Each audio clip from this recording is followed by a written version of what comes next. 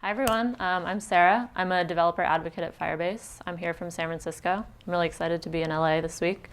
So today I'm going to talk about how you can use Firebase to build real-time apps. And I'm also going to talk about some initiatives that our dev relations team has done to build developer communities at Firebase. You can find me on Twitter at srobtweets. So first I'm going to explain what Firebase is, how the API works. Then I'm going to do some live coding so you can see it in action. Then I'm going to talk about some of the things we've done to build developer communities at Firebase. So I'm curious, how many of you have heard of Firebase before? Okay, seems like about half. So Firebase is a platform for building real-time applications. What this means is you don't have to worry about setting up a server or writing any backend code. Firebase takes care of all of that for you. At its core, Firebase is a data store service. So it lets you store and sync data across clients in real time. So this means that any clients that are connected to your application will see changes to the data as they happen in real time. They don't have to refresh the page, and you as a developer don't have to write any extra code to make that happen. Firebase is a NoSQL JSON data store, and every piece of data is mapped to a URL in your JSON data tree structure. So on top of this data store service, we offer a few supporting services that make it easier for you to build your app. We have an authentication library called Firebase Simple Login, which lets you easily authenticate users only with client-side code. And it supports a number of third-party providers like Facebook, Twitter, GitHub, Google+, and email password auth. And then a couple weeks ago, we launched a new product called Firebase Hosting, which lets you deploy and host your apps through the command line really easily. It's all CDN backed, and it's served over a secure SSL connection. This presentation is actually hosted using Firebase Hosting.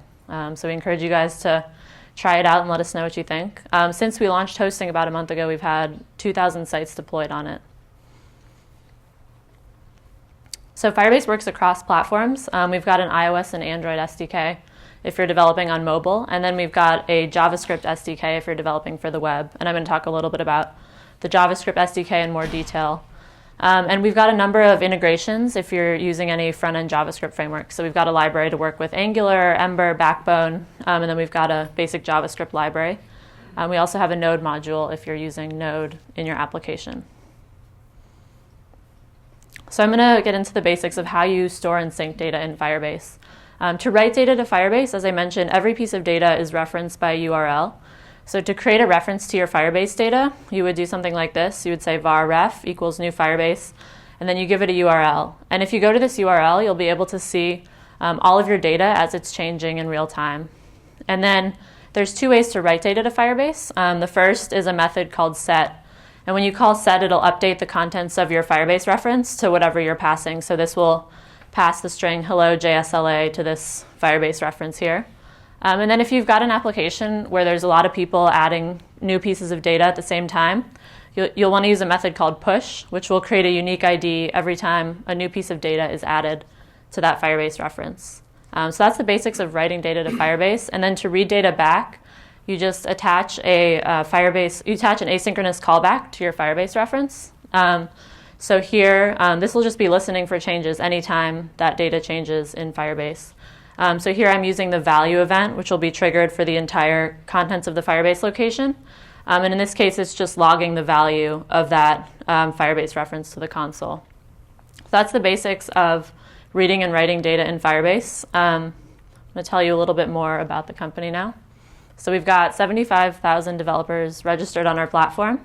Firebase was founded in 2011 in San Francisco. The two co-founders went through Y Combinator in the spring of 2011 with a company called Involve, which did real-time chat. And they noticed a lot of people really liked the real-time aspect of it, and they were going beyond chat, building different types of applications with it. So they pivoted that idea and decided to provide a platform for people to build real-time apps rather than focusing only on chat, and that's what evolved into Firebase. So we're now a team of 20 people. We're based in San Francisco. And some of our customers include Citrix. So Citrix is using us for their web version of GoToMeeting. They also built this app called Talkboard, which is an iOS app that you can download on your iPad. It lets you do real-time collaborative drawing. So it's really cool for brainstorming ideas across teams. CBS is using us for real-time chat for one of their TV shows, Big Brother, every summer. At peak times, the chat application handles about 50,000 concurrent users at one time. So something that's really cool about Firebase is you don't have to worry about scaling your application. We handle going from 10 users to 1 million users, and you don't have to write any extra code or change your application to make that work. Some other customers include Twitch, Warby Parker, and most recently Coffee Meets Bagel, a dating app. And we've got about 1 million concurrent users on Firebase sites at any given time. So what this means is that sites that developers have built using Firebase are handling about 1 million concurrent users. So that's a little bit about Firebase.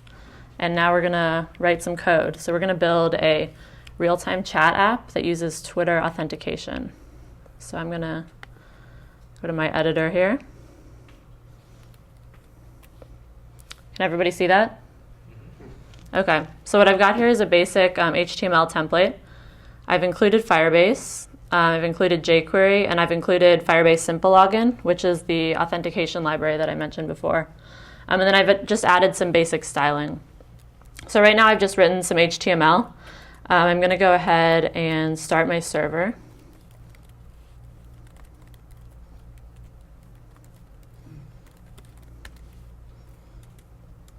And I'm going to open this up in a browser so you guys can see what it looks like.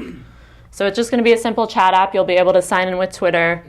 It'll show a list of everybody that's logged in, and then you can add a chat message here.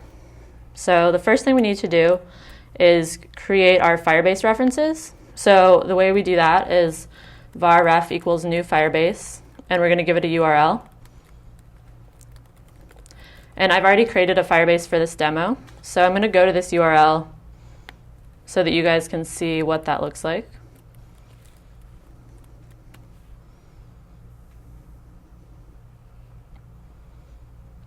So this is where all of our data is going to be stored. It's empty right now because we haven't added any chat messages. This is your Firebase dashboard. You can do a bunch of different things in here. So you can add security to your application, authentication, which we're going to do in a bit. So this is where all the data is stored. So going back to my editor, in addition to this root reference, I want to add a user's reference and a messages reference so I can store all my user data and my message data separately. So I'm going to go ahead and do that now. So I'm going to say var users ref equals ref.child users.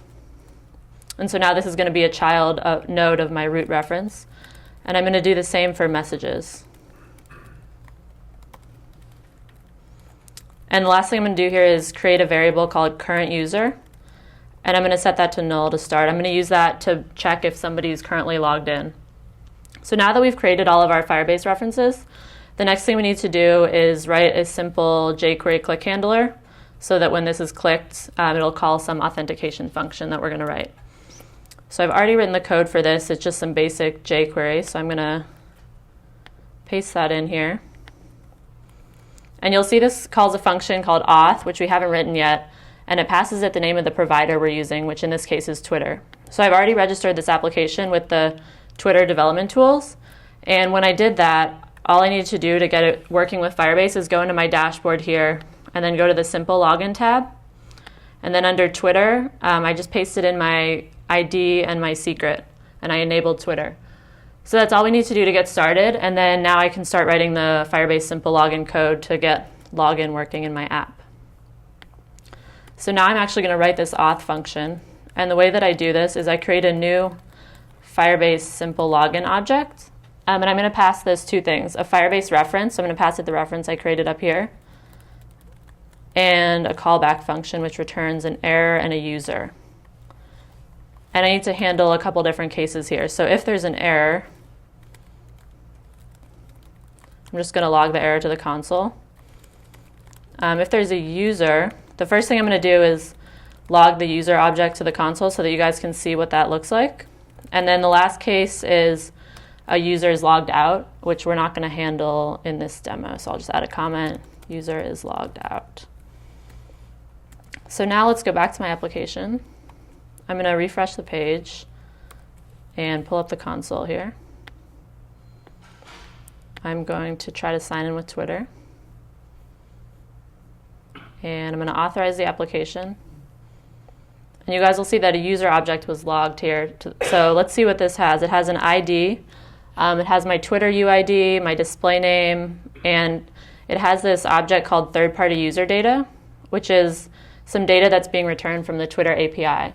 So if we look in third-party user data, we'll see a bunch more things. We're going to use this profile image URL so that we can display the user's image here when they sign in. So if I go back to my code, instead of logging the user to the console, I want to write that user data to Firebase. So to do that, I'm going to say usersref.child_user.uid. So I'm going to store all of the users by their Twitter UID. And I'm going to say .set, and then I'm going to pass it an object. It's going to have a username, which is going to be user.username. And then I also want to store the URL for their profile picture. So this is just going to be user.thirdpartyuserdata.profile image URL. And the last thing I want to do here is set that current user variable to the user. So if I go back to my application and refresh the page,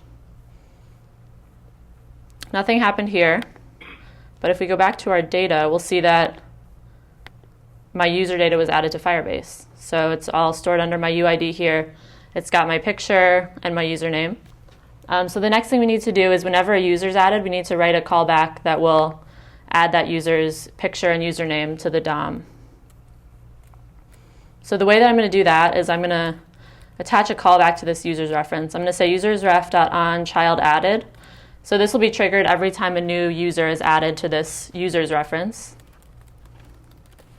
I'm calling it a snapshot because Firebase is a real-time data stream, so this is just a snapshot of my data at that point in time. And here I just want to write some jQuery to add that user info to the page. I've already written this here, so I'm just going to paste it in. So now if I go back and refresh the page, it's got my picture and my Twitter name up there. So the next thing I want to do is be able to add a message. I want to store the message data in Firebase and then add it to the screen in real time. So here I want to write another click handler for when that submit button is clicked. I've already written this, so I'm going to paste it in and I'll explain in a second what's going on there. So here, whenever the submit button is clicked, it's going to check if the user's logged in. If no one's logged in, it'll alert you must log in with Twitter to post. If someone is logged in, it will create a variable called message and store their message data. And we need to write the code to send that data to Firebase. So we're going to push to the messages reference. I'm going to use push here because there's going to be a lot of messages being sent at the same time. And I'm going to push a few things. So I'm going to store their user ID, their username, which is just current user.username, and finally this message that we just created here. And then this just clears the value of the message input box so that you can write a new message. So now if I go back here and refresh the page, say hello, and nothing happened here, but if we go to our Firebase dashboard, we can see that a new message was added. And this is the unique ID I was talking about before. So it creates a unique ID every time a new piece of data is pushed to that Firebase reference. So the next thing I want to do is I need to write a callback similar to what I did here and just add the message to the DOM every time a new message is added to Firebase. So I'm going to say messagesref.onChildAdded.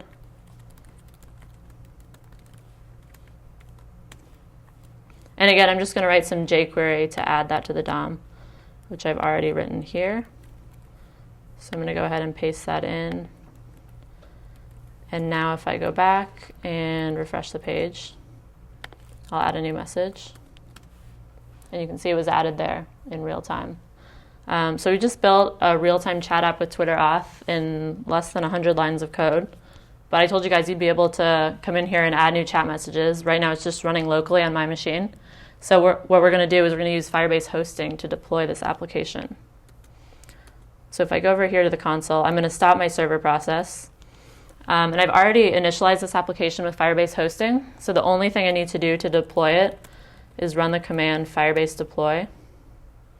And it's deploying my current directory. And it just deployed it to this URL, JSLA.firebaseapp.com. So you guys can go there. I can type the command Firebase open. It'll open this up in my browser. And you guys can jump in the chat room and add some messages. Does it work on mobile? Yes, it should work on mobile. While you guys are doing that, I will jump back to my presentation.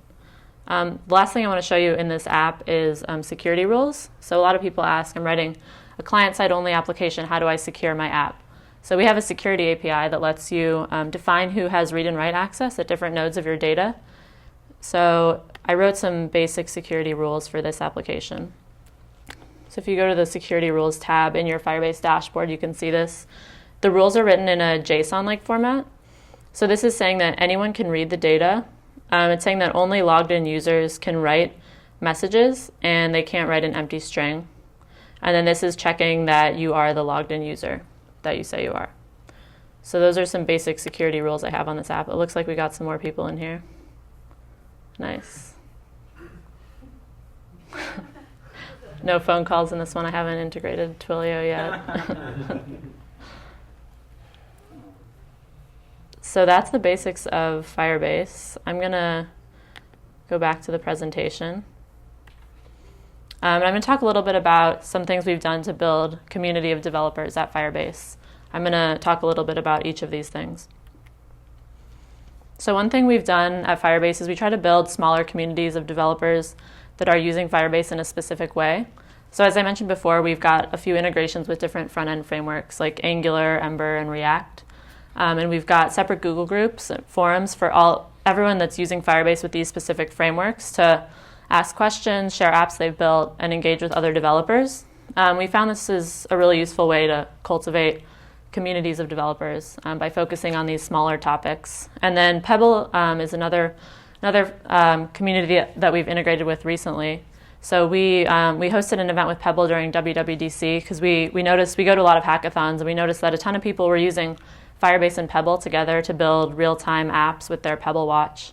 And so we had an event with them during WWDC and had people demo some Firebase and Pebble apps that they had built. And then another community that we have built is with Firepad. Firepad is an open source collaborative code and text editor that we wrote with Firebase. And so it lets you just drop in a couple lines of code. It's all open source, and you can add collaborative code or text editing to your application pretty easily. So we also have a Firepad Google group where developers using that can interact with the developer that built it. And we've hosted a Firepad event where people that had built apps with Firepad came and demoed them to each other and were able to ask questions about it. Another thing we've done is, so we're based in San Francisco, and it's pretty easy to engage with developers in San Francisco and go to meetups there, but we can't have the same presence all over the world. So I built this little WebGL globe that maps all of our Firebase users around the world. As you can see, there's the most in San Francisco. We've got a good showing in SoCal too. And so because we can't be everywhere, we created this program a few months ago called the Firebase Torch program, where we try to find active Firebase developers in different cities and give them the resources to build smaller communities of developers where they are. So we find people that are already speaking about Firebase and give them the tools to do so. And they help out in a few ways. So they speak about Firebase at different events and conferences in their area. We give them tools to organize meetups around specific Firebase developers so they can get a bunch of developers together, hack on Firebase, and share and ask questions.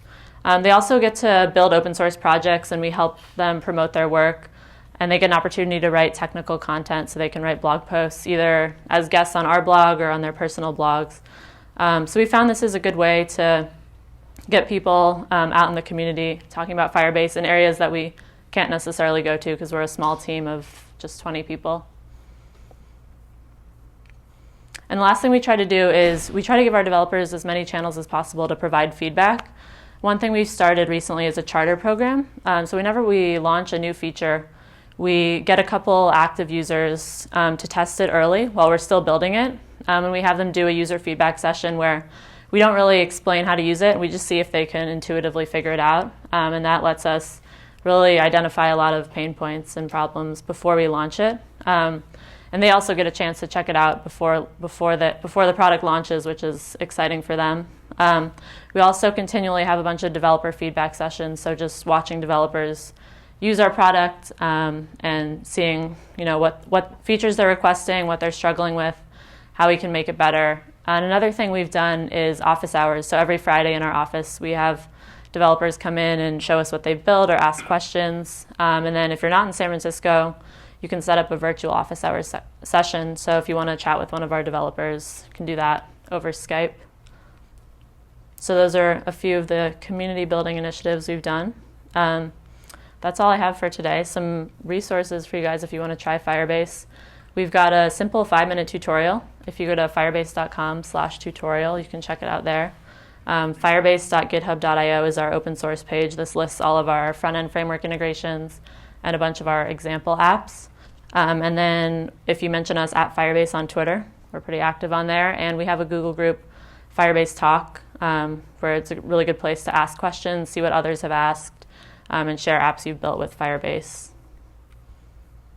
So that's all I have.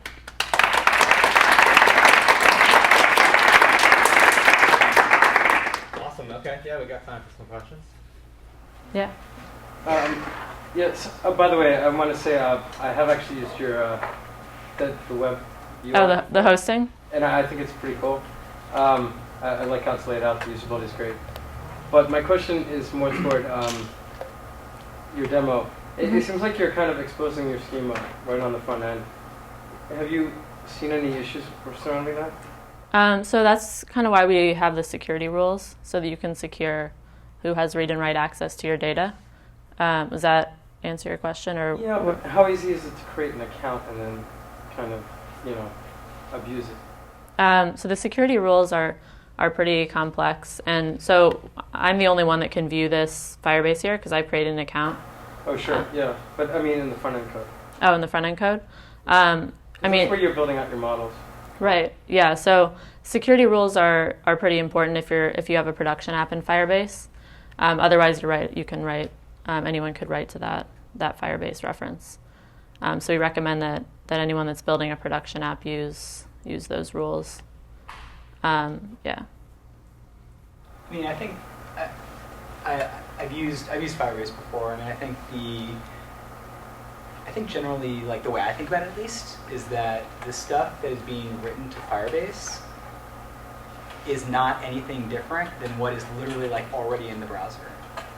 So like any pieces of data, like Well, as far as the schema goes, so usually that's not exposed as much. Well, I guess what I'm saying is like, or I mean, at least the way I think about it is like I'm not sure that Firebase would necessarily need to be like the entirety. Like you're thinking about like the scheme of like a relational database or or like NoSQL database, but either way, the data store. Yeah. I don't know. I mean, it's interesting. I mean, I think, and so it's less about like the actual data itself and more about like just how it's organized and how it's structured that you're concerned about. Yeah, exposing that. Yeah, sure. Because I could see someone trying to hack it that way. So with the data structure, we recommend denormalizing your data as much as possible. So it's a little different way of thinking than a traditional relational database. So if you've got like a blogging application, you'll want to have a users node and store all of the users' posts and comments under that node, and then have a comments node, and also store the user data and the post data. That's kind of how you can think about structuring your data in Firebase. I had a question. You made kind of a throwaway comment about using push, Mm-hmm. and I didn't really kind of catch like why you were using. You said something about like lots of messages. That's why I'm using push. But can you explain more exactly like what that means? Yeah, sure. So if we go back to Can you piggyback off that? what Is that based on like a internal message queuing kind of system? You're asking about Carter's question. Piggybacking off what he just said. Set and push. Yeah, using push, is that like piggybacking off, is that kind of like using a message queuing system internal to Firebase? Which is why you do like a push instead of like a set or save. So you'll want to use push when you've got a bunch of people adding to the same node at the same time. I'm not exactly sure what you mean about message. Oh, like on the back end? It handles like a message or an event messaging queuing. I got you. So I guess yeah. If you think there's a lot of simultaneous things that might happen, Mm-hmm. if you use set, you might clobber data. Yeah, But exactly. If you use push, it'll guarantee. that you're message not gonna, is like, added. Overwrite or lose any data. Right. So I'm using set down here in my users node, and so when I say set, if I just set users / this, that'll change the contents of this location. So if I try to do that multiple times, it'll overwrite what's here with with that. So that's what set does. It'll change the contents of your Firebase reference to exactly what you specify. So when you've got a lot of pieces of data being added, that is potentially not what you want to do. Whereas with push, it'll guarantee that each message is added. More like working with an array.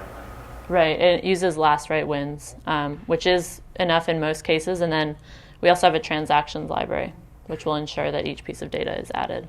Oh, that's what I meant. Oh, okay. Message queuing system. Oh, okay. Yeah. Yeah, we've got a transactions library for that. Oh, wow. Someone changed the color. Hey. Nice. I don't know how that happened. It's not explaining. Got Grumpy Cat here. JavaScript in there. Yeah. Awesome. Yeah. What kind of, I saw you have an analytics tab. Yes. What kind of things do you expose to your clients? Like, do you expose response times or number of simultaneous users? Yeah, so it stores bandwidth data, number of concurrents, so the number of simultaneous users currently on the app. This isn't updated in real time, so it's updated about every 15 or 20 minutes, and this is bandwidth. So it kind of gives you an idea of the data being stored in your application. Is it possible to export that data to whatever metric solution different shops might be using? Right now, it's not possible, but that's a good feature request. Might be something that Yeah, innovative. script for away. Yeah. Yeah. Huh. Anything else? All right. Give it up for Sarah.